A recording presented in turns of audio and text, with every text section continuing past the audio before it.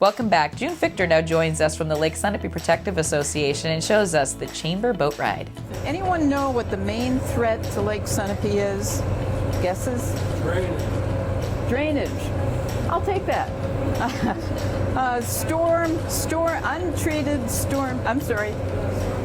Yes, very good. Untreated stormwater runoff and erosion with sediments even worse. And the reason that's the main threat is because that brings with it an element called phosphorus. So when there's untreated stormwater going into the lake, you're fertilizing the lake. So you want to limit stormwater runoff. Everybody wants to protect the lake, and everyone can do something with regard to runoff. So one way to limit runoff is to grow plants. And so later on, we have some landscapers here. Talk to landscapers, trees, shrubs, all kinds of plants. Plants really hold the soil, they absorb the water, and all is good. It's also, the fancy term for it is green infrastructure, as opposed to metal infrastructure with drainage and culverts. Rather than making culverts bigger and bigger and bigger, if we have plants, we don't need to have such big culverts. No one should be raking leaves into the lake. Why? Because they rot, and when they rot, they use up oxygen and they leave their, what's the word? What's the element?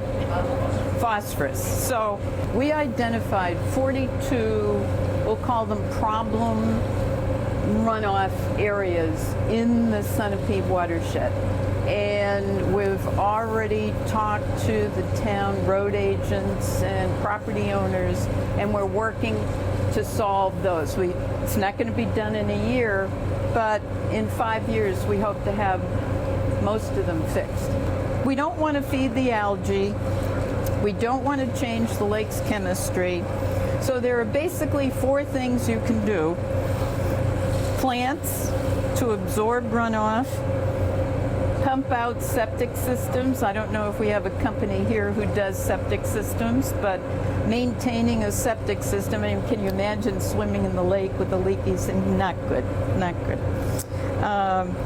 Clean your boat. If you take your boat off Lake Sunapee, I don't know why you'd do that, but when you come back, clean your boat. You don't want to bring any invasive species into Lake Sunapee, and join LSPA, for heaven's sakes.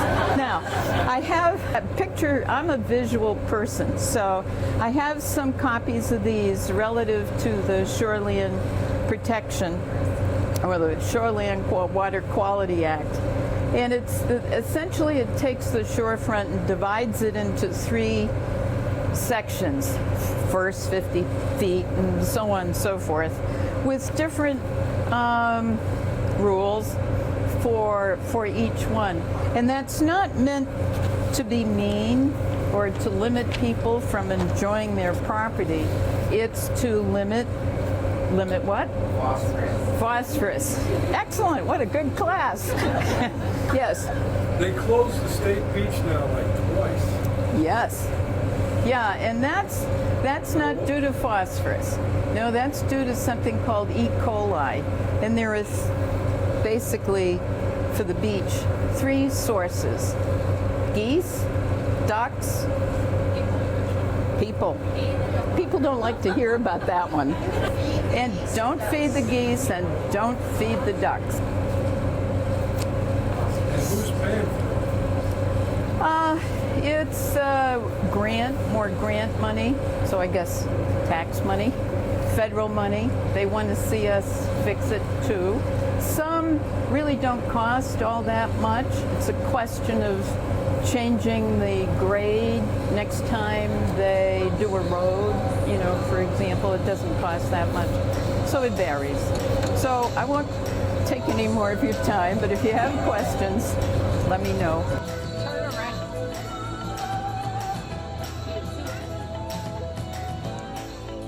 Thanks, June. Looks like a fabulous networking opportunity for local businesses to have some great contacts and some fun.